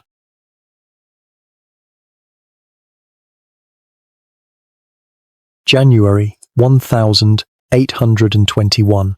The empty horizon stretches on, unchanging. Nearly a month has passed since you left the false hope of Henderson Island. The sea has offered no relief, no sign of another ship, no end to this slow torment. The last of the salvaged bread is long gone. The water rations are measured in mere thimblefuls. The men are no longer just thin, they are skeletal, their bodies consuming themselves, their minds drifting in a fog of weakness and despair. The fragile community forged in the wreck is breaking down under the immense, crushing weight of individual suffering. The first to truly succumb is Obed Hendricks. He had taken command of the third whaleboat after the initial second mate, Matthew Joy, died early in the ordeal. Hendricks was a strong, capable sailor, but the relentless combination of starvation, dehydration, and exposure has worn him down to a fragile husk. For days, you watch his decline from your own boat. He speaks less and less, his movements become slower, more deliberate, until finally, he simply stops moving altogether. He sits slumped in the stern of his boat, his eyes open but vacant, staring out at the empty sea. His crewmates, themselves barely alive, try to rouse him, try to force a few drops of precious water between his cracked lips, but it is no use. He is already gone, his spirit having slipped away quietly into the vast indifference of the ocean. His death sends a new, colder wave of terror through the remaining survivors. Until now, death had been a theoretical threat, a future possibility. Now, it is here, among you, a quiet, undeniable presence. You look at Hendricks's still form, and you see your own future mirrored in his vacant eyes. Captain Pollard confers briefly with Mr. Chase. There is no debate, no prolonged mourning, there are only the grim necessities. Pollard recites a few, brief words from the Bible, his voice a dry whisper in the wind, a prayer for a soul lost at sea, a final, fragile connection to the world of faith and ritual you left behind.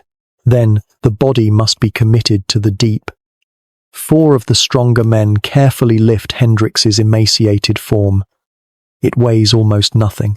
With a quiet splash, he slips beneath the waves and is gone, instantly reclaimed by the blue immensity. There is no marker, no grave, only the empty space in the boat where he once Saturday. The brief, somber ritual is over. The survivors in Hendricks's boat look towards Captain Pollard, their eyes filled with a new, raw fear.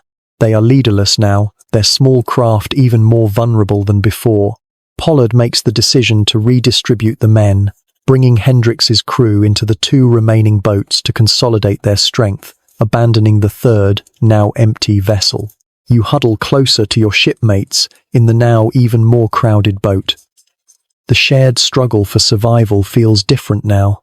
Before, you were all fighting against death. Now, death is among you, a passenger in your boat.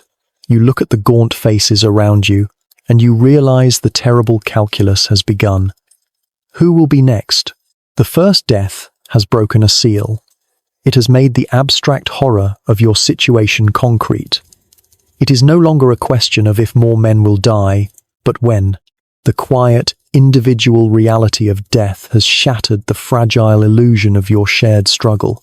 Every man is now acutely, terrifyingly aware of his own mortality, counting his own weakening breaths against the endless, patient ticking of the sea.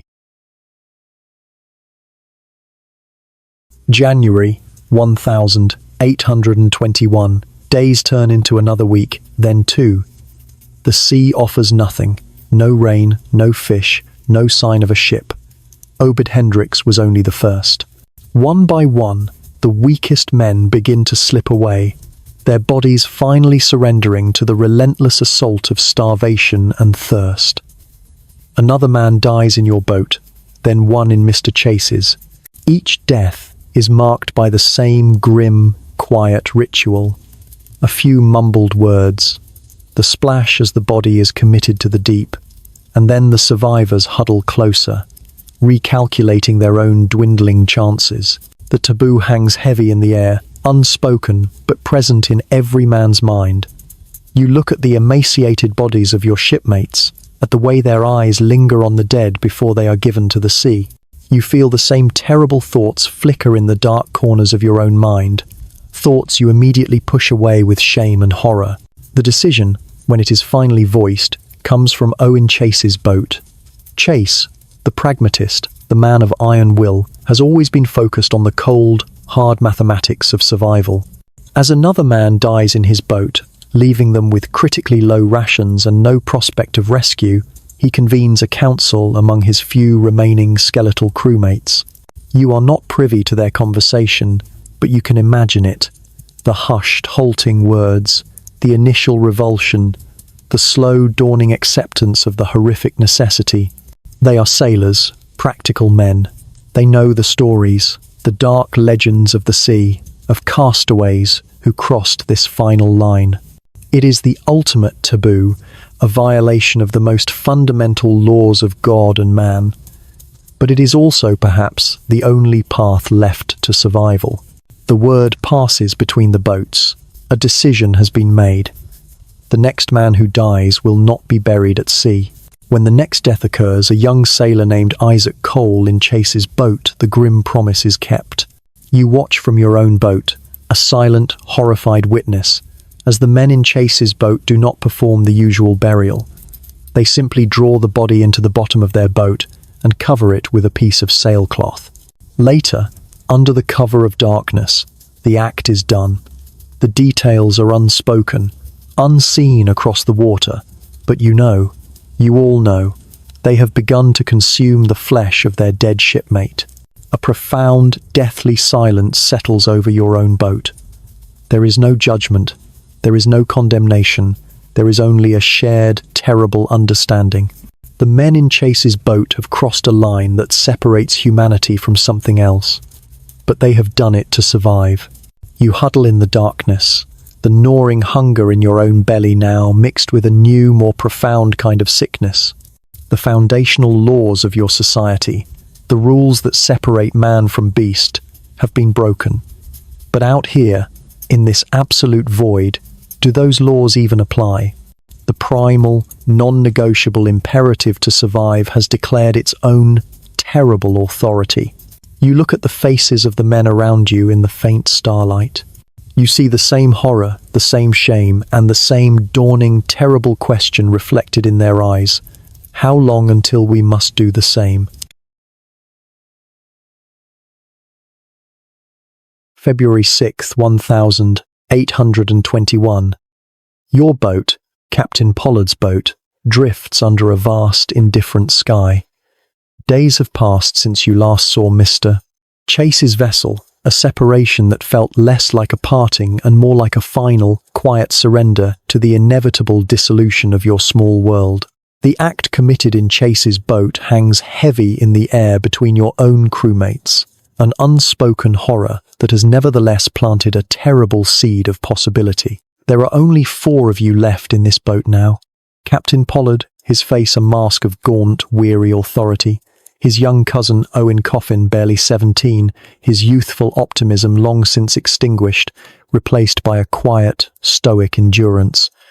Another young sailor named Charles Ramsdell, And you, Thomas Nickerson, the cabin boy, now a hardened, skeletal survivor of 14. The last of the salvaged biscuit is gone. The last rainwater collected in a tattered piece of sail has been drunk. And now, the last of the bodies, previously preserved with a grim foresight, has been consumed. You are back to the absolute 0 point. 4 living men in an empty boat, surrounded by an empty ocean, with nothing left to sustain you but the slowly dwindling spark of life within your own bodies. The silence stretches for days, broken only by the rasp of laboured breathing and the gentle, mocking lap of water against the hull. The hunger is no longer an ache. It is a physical presence, a cold, hollow void that seems to consume you from the inside out. You look at the faces of your companions, and you see not men, but walking skeletons, their eyes sunken deep into their skulls, their skin stretched tight over bone. The moment comes, as you knew it must. It is Captain Pollard who finally breaks the silence, his voice a dry, cracking whisper that barely carries over the sound of the waves. "We cannot continue this way," he says, his gaze fixed on the bottom of the boat. "There is only one choice left. If we are to have any chance at all." No one asks what he means. You all know, the terrible precedent has been set in Chase's boat. Now it has arrived in yours, but there are no more dead. "We must draw lots," Pollard continues, the words seeming to tear themselves from his throat. "It is the law of the sea, the fairest way." The process is carried out with a grim, almost liturgical solemnity. Pollard takes 4 small splinters of wood from the boat's meagre firewood supply. He breaks one shorter than the others. He places them in his hat, his hand trembling slightly. This is the ultimate, horrifying reduction of your lives. You are no longer men with histories, with families, with hopes. You are simply chances, probabilities, pieces in a final, deadly game. "God forgive us," Pollard whispers. He holds out the hat. Charles Ramsdell draws first. He pulls out a long splinter. He closes his eyes, a silent prayer of relief escaping his lips. Then it is your turn. Your hand trembles as you reach into the hat. Your fingers close around a piece of wood. You pull it out. It is long. You feel not joy, not relief, but a profound, chilling emptiness. You have survived, but only by condemning another. Only Pollard and his young cousin, Owen Coffin, remain. The weight of the moment is unbearable. Pollard holds out the hat to the boy. Owen looks at his cousin, his captain, his kinsman. There is no fear in his eyes, only a deep, heartbreaking sadness. He reaches into the hat. He pulls out the short straw. A profound silence falls. Pollard lets out a low, guttural sound, a noise of pure animal grief. My boy," he chokes out. "If that lot had fallen on me, I would have." But Owen Coffin interrupts him, his voice surprisingly calm, almost serene. "I like your lot as well as any other, Captain," he says. The simple words, a statement of quiet, unbelievable courage. Pollard, his face a mask of utter agony, makes the offer. I will take your place, Owen. It is my right as captain." "No," Coffin says firmly. "The lot has fallen. It is the law. It is fair." He looks around at the other 2 survivors, at you and Ramsdell. You must live. You must tell them. Tell them what happened. The final act must be carried out. But who will do it? Another lot must be drawn. Between you and Ramsdell. You draw again. The lot falls to Ramsdell. The scene unfolds with a dreamlike, terrible slowness. Owen Coffin lies down in the bottom of the boat. He speaks a final, quiet word. Perhaps a prayer. Perhaps a message for his mother back in Nantucket. Charles Ramsdell takes the ship's pistol, the one salvaged piece of their old, violent profession. His hand shakes uncontrollably. He cannot do it. Pollard, his face utterly broken, takes the pistol from Ramsdell's trembling hand. This is his final terrible duty as captain. You turn away. You cannot watch. You look out at the vast, empty, indifferent ocean.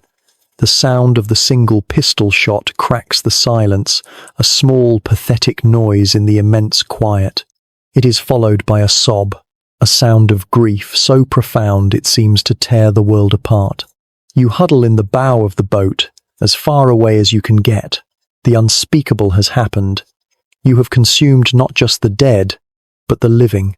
You have sacrificed one of your own for the survival of the rest. The bond of kinship, the duty of a leader to protect his men, the very foundations of human society, all of it has been shattered by the cold, impartial logic of the lottery. You are alive, but the price of your life is the death of an innocent boy, a death you are now complicit in. You feel a stain on your soul, a taint that the vast ocean itself cannot wash away. You have survived, but you wonder if the man who remains is even human anymore.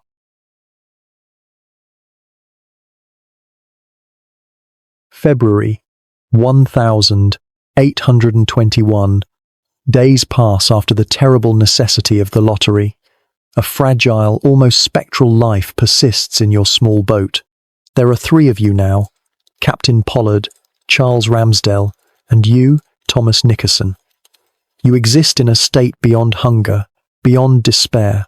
You drift under the relentless sun, your bodies little more than skeletons draped in rags, your minds numb, adrift in a sea of silent endurance. The act you committed, the sacrifice of Owen Coffin, is a heavy, unspoken presence that fills the small space between you. For weeks, the 3 boats had managed to stay within sight of each other, a tiny, scattered archipelago of human suffering, a fragile reminder that you were not entirely alone in this vast emptiness. But the ocean is patient, and its currents are indifferent. One hazy dawn, after a night of fitful, shallow sleep, you awaken to find the horizon empty. Mr. Chase's boat is gone. Mr. Hendricks's boat, originally Joy's, is gone. There is only the endless, unbroken circle of grey water meeting grey sky. The separation is not a dramatic event. There was no storm, no panicked shouting. They simply drifted away in the night, swallowed by the immense indifference of the Pacific. Yet, the finality of it is a blow more profound than any wave. The last, tattered thread connecting you to the larger community of the Essex, the last vestige of your shared world, has been severed. Now, you are truly, absolutely alone. 3 living souls in a leaky wooden shell, adrift in the largest wilderness on the planet. The days that follow are a descent into a deeper level of isolation than you could have ever imagined. There is no conversation. Words require energy you do not have, and there is nothing left to say. The only sounds are the creak of the boat, the sigh of the wind, and the rasp of your own breathing. The physical suffering intensifies. The boat, battered by months at sea, leaks constantly. Bailing is a slow, agonizing effort, your arms weak, your movements leaden. The sun burns your exposed skin. The salt sores on your body weep and fester. Then, Charles Ramsdell begins to fade. He speaks less, moves less, until finally, he simply lies still in the bottom of the boat, his eyes open but unseeing. His death is quiet, almost peaceful, a final weary surrender. Captain Pollard stirs himself. He performs the same grim ritual you have seen before, but this time, it is different. The act of consuming the dead is no longer a debated, horrifying necessity. It has become the simple, brutal logic of survival. There is no ceremony, no hesitation. There is only the cold, hard reality. Ramsdell's body is sustenance. It is the price of Pollard living another day, of you living another day. Now, there are only 2, you and the captain. You drift together in a silence that is almost absolute, 2 ghosts in a dying boat. You look at him, this man who was once your commander, the symbol of order and authority. He is now just another starving survivor, his face gaunt, his eyes haunted by the memory of the cousin he was forced to sacrifice. The immense gulf of rank that once separated you has vanished. You are simply two men, waiting for the end. You lie in the bottom of the boat, the sun beating down, your mind a hazy, drifting fog. The concept of Nantucket, of home, of rescue, feels like a story from another life, a myth told about someone else. Your world has shrunk to this single terrible point, the rocking of the boat, the ache in your belly, the presence of the silent man beside you, the last vestiges of community, the shared struggle that kept you human, are gone. There is only the profound, crushing weight of absolute solitude. You are no longer part of a crew. You are simply alone, adrift in the immensity of the sea, waiting for the final, quiet curtain to fall.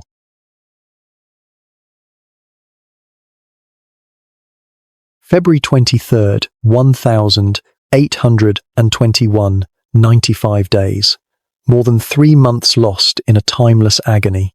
You no longer measure time in days or weeks, but in the slow, agonizing crawl of the sun across the sky.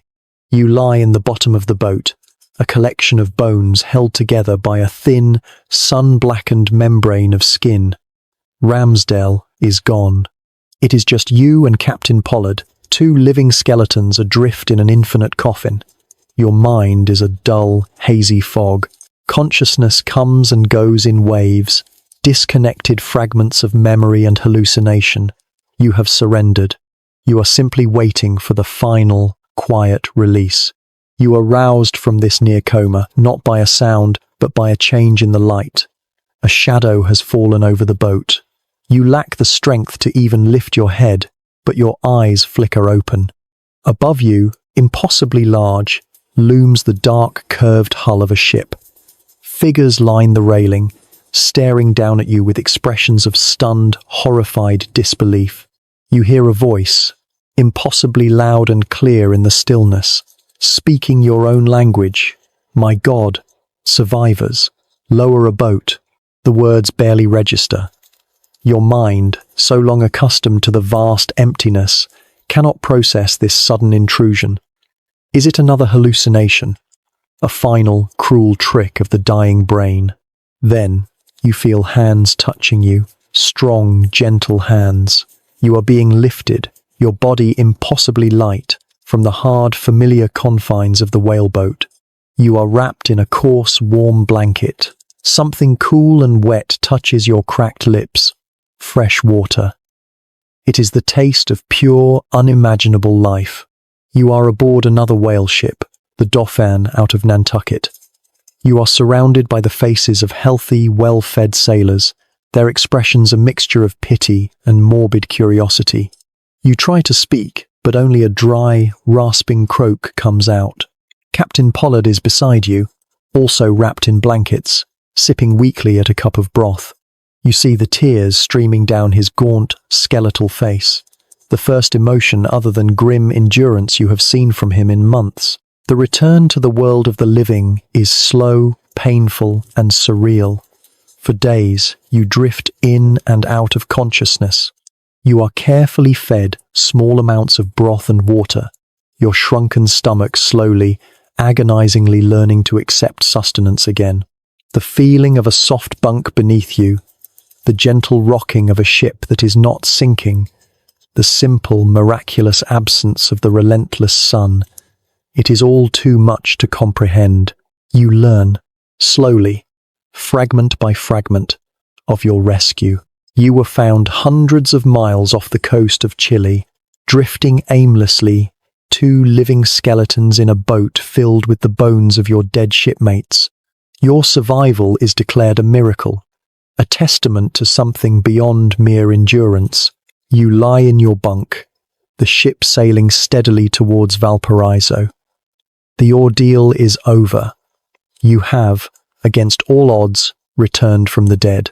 The overwhelming relief, the sheer animal joy of being alive, is immense. And yet, it is coupled with a profound, disorienting sense of displacement. You have survived, but you have survived by crossing a line that separates you forever from the normal world of men. The physical journey is ending, but you understand that a different, more difficult journey is just beginning. The journey of trying to reconcile the man who was saved with the boy who left Nantucket, and with the terrible things that happened in the vast, silent wilderness in between. You have reached landfall, but you know that a part of you will forever remain adrift on that empty, haunted ocean.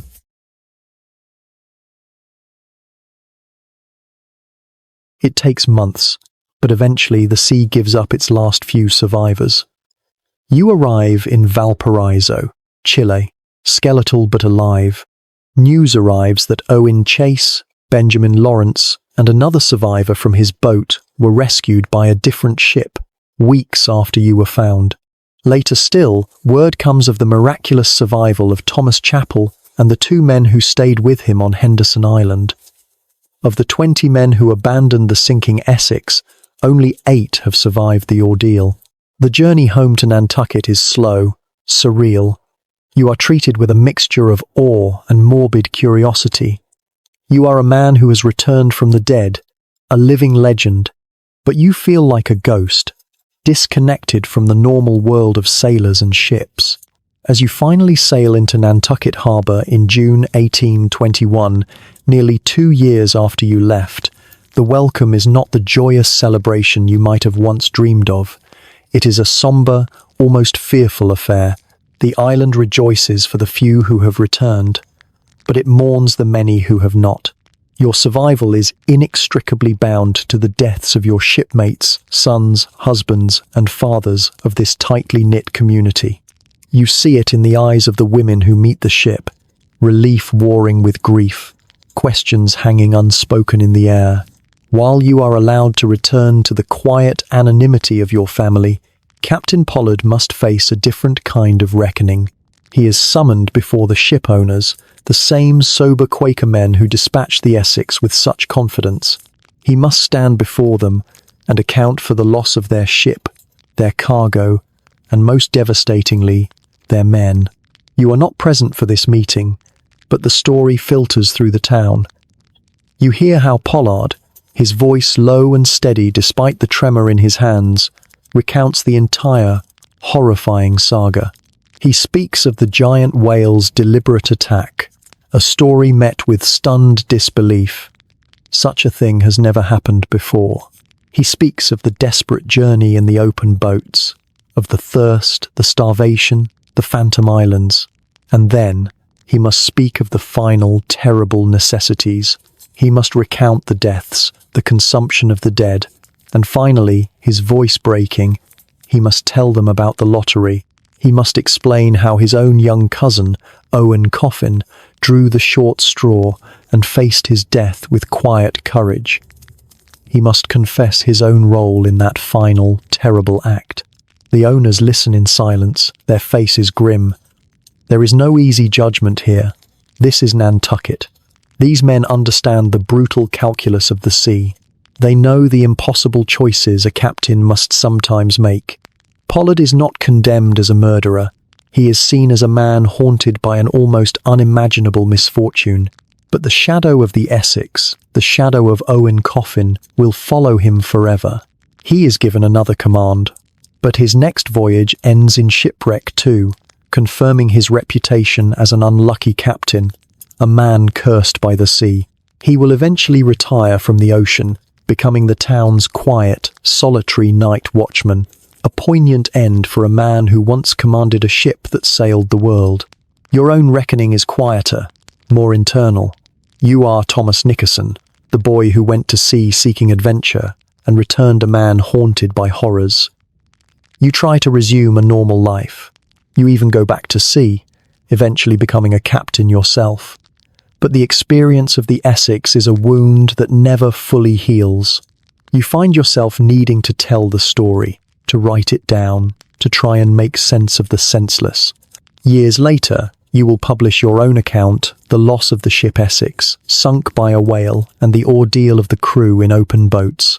It is an attempt to exorcise the ghosts, to explain to a world that cannot possibly understand what it was truly like to face starvation, madness, and the final terrible choices in that vast, empty ocean.